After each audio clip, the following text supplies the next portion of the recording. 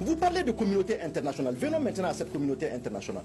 Je vous le dis, la communauté internationale est complice de tout ce que vous êtes en train de faire. Je prends la première des choses.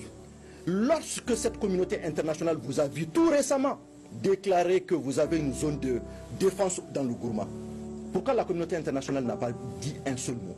Pourquoi à chaque année vous êtes en train de fêter l'indépendance de votre fameux Azawad à Kidal? Pourquoi?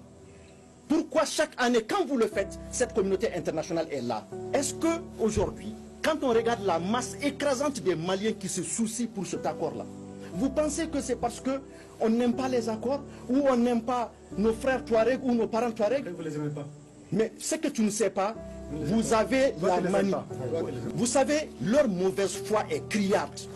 Et ils savent mentir et manipuler l'opinion nationale et internationale. Vous savez, je vais vous dire une chose. Donc arrêtez de raconter des blabla aux gens et dites aux Maliens. Regardez, je finis par ce point. Le centre Carter a sorti dans son dernier rapport concernant l'accord.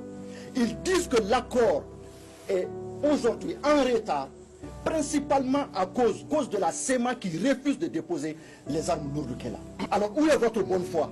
Vous êtes aujourd'hui dans le gouvernement, vous êtes au nombre de combien dans le gouvernement?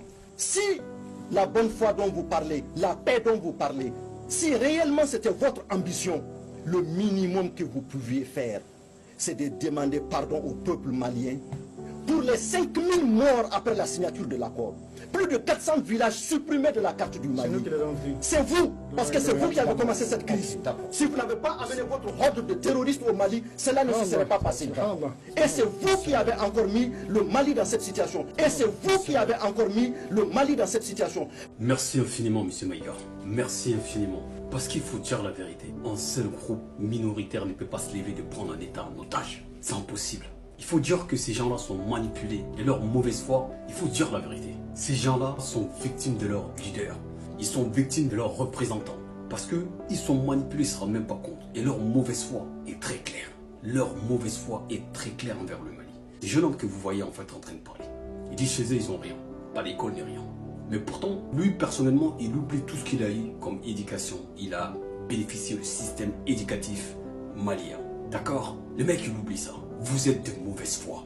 Et si vous voyez à l'heure d'aujourd'hui que le Mali est arrivé à ces niveaux, c'est à cause de vous. Et il a raison, M. Maïga. Vous devrez demander pardon à tout le peuple malien. Parce qu'il faut savoir que vous n'êtes pas plus malien que les autres Maliens. D'accord? Les Maliens du Sud et de l'Ouest, qu'est-ce qu'ils vont dire par rapport à eux? Et puis il faut dire la vérité. Fait ATT, perd son nom, avait dit ça. C'est que le Mali a fait au nord. Il n'a pas fait ça dans aucune région du Mali.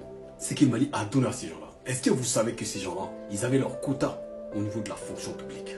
Est-ce que vous savez que ces gens-là, il n'y a aucun, depuis 1991, il n'y a aucun gouvernement malien sans que ces gens-là font partie du gouvernement malien, alors qu'ils n'ont pas la compétence, ils n'ont pas la connaissance. Mais pourquoi nous faisons tout ça? C'est pour éviter la guerre, c'est pour éviter les conflits. Et malheureusement, comme on dit, la bêtise elle insiste toujours. Et l'idiot est toujours têtu. Donc, on va vous dire une chose. Si vous vous reconnaissez comme malien, posez des armes et venez avec le Mali. Si vous ne nous reconnaissez pas comme Maliens, nous allons vous combattre jusqu'à nos dernières sous. Vous savez, le Mali est victime d'un complot international. Il faut savoir que nous sommes, le Mali est victime. Nous sommes un État agressé. Et devant la communauté internationale, il nous fait passer comme si le Mali est un État méchant qui méprise ces gens-là. Alors que c'est faux, d'accord? Ces gens-là sont minoritaires au nord du Mali. Vous n'êtes pas majoritaire. Qu'est-ce que vous allez dire? Des Soreilles, de Peul, des Bambara, des Morts et tous les autres Touaregs? Non, vous êtes manipulés, vous êtes victimes.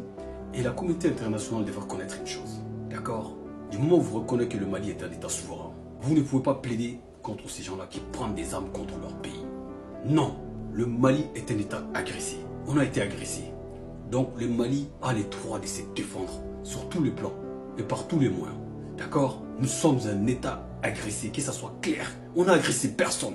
Un État agressé doit se défendre. Vous allez laisser des armes, des cris ou des forces. Parce que le repos éternel est toujours en actualité. Les opérations s'y poursuivent. Le Fama, le moral est au profit. Nous sommes de cœur avec vous.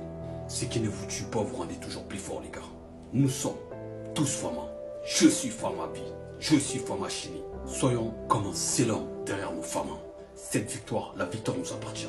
Et nous n'allons pas lâcher des cris ou des forces. Vive les Mali. Mali, vive les femmes.